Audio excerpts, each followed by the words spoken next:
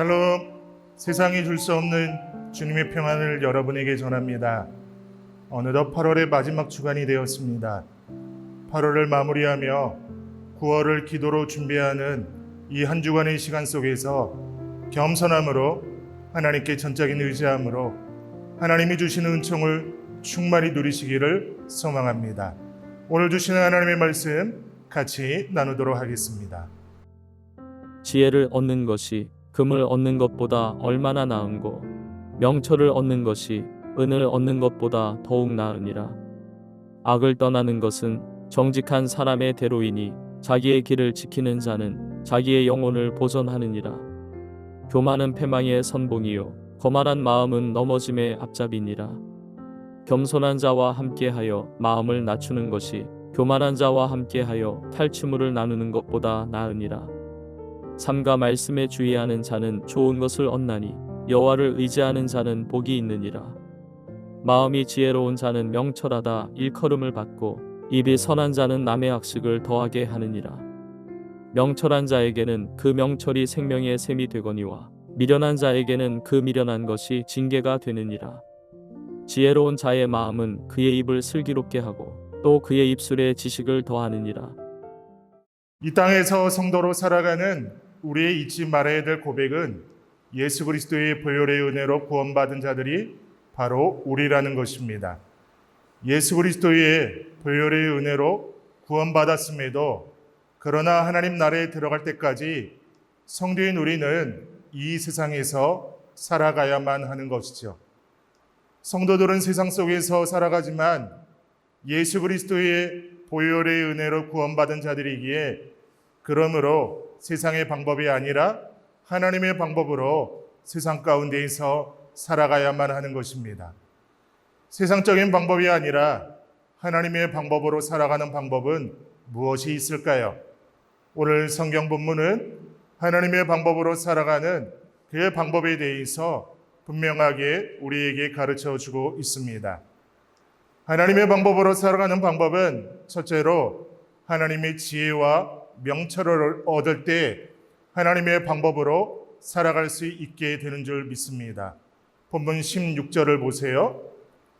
지혜를 얻는 것이 금을 얻는 것보다 낫고 명철을 얻는 것이 은을 얻는 것보다 낫다고 말씀합니다. 여기서 지혜와 명철은 동의어입니다.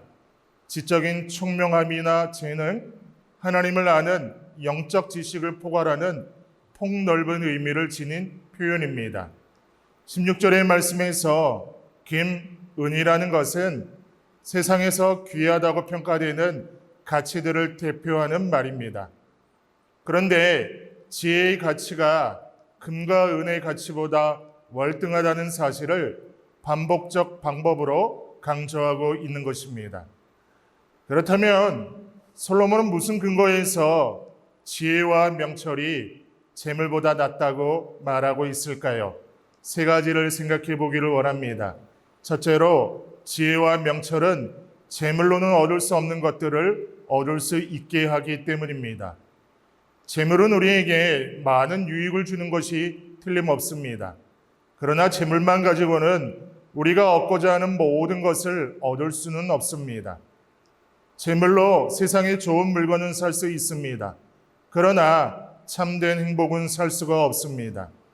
참된 행복이나 사랑과 같은 것들은 세상 재물로 환산할 수 없는 가치를 지닌 것이기에 아무리 많은 재물로도 그러한 것을 얻을 수는 없습니다.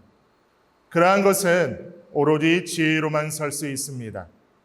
그러한 점에서 지혜와 명철은 금이나 은보다 우월한 것입니다.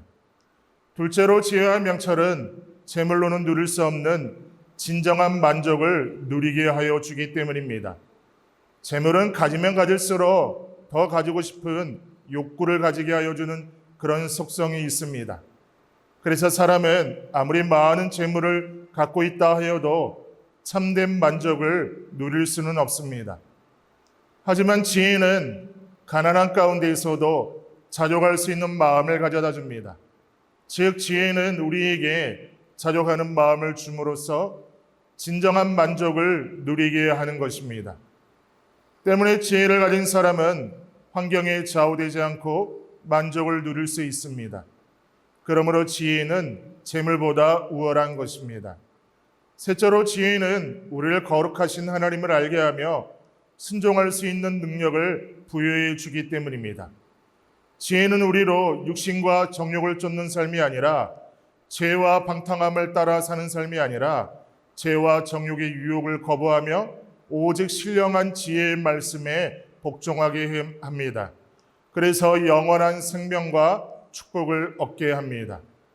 이처럼 지혜는 재물을 얻게 하는 것은 물론 재물로는 얻을 수 없는 것들을 얻게 하고 참된 만족과 영원한 생명과 축복을 가져다 줍니다.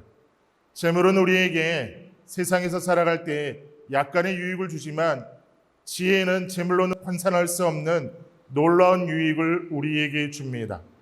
그러므로 우리가 진정으로 추구해야 될 것은 하나님이 주시는 지혜입니다.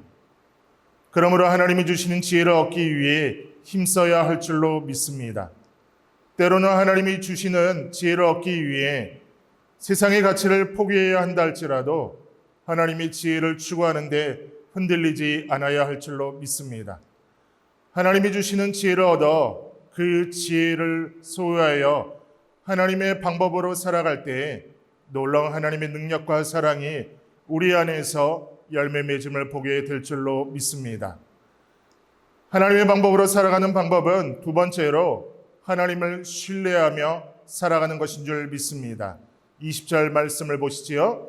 말씀에 따라 조심하며 사는 사람은 일이 잘 되고 주님을 믿는 사람은 행복하다고 말씀합니다. 개역 개정 성경에서는 삶과 말씀에 주의하는 자는 좋은 것을 얻나니 여호와를 의지하는 자는 복이 있느니라고 말씀합니다. 20절 말씀에서 우리가 주목할 것은 조심하다라는 말과 행복이라는 말입니다. 조심하다라는 말은 문자적으로는 숙고하다, 현명하게 행동하다, 신중하게 처리하다라는 뜻입니다. 무엇을 숙고하고 무엇에 조심하라는 것일까요? 하나님의 말씀입니다. 이 말씀이 시편 1편 2절의 말씀인 오로지 주님의 율법을 즐거워하며 밤낮으로 율법을 묵상하는 사람이다의 그의 말씀과도 같은 의미라고 생각합니다. 오히려 더 깊은 의미가 있는 것은 말씀에 따라 조심하라고 하기 때문입니다. 즉 말씀을 깊이 있게 살피라는 것입니다.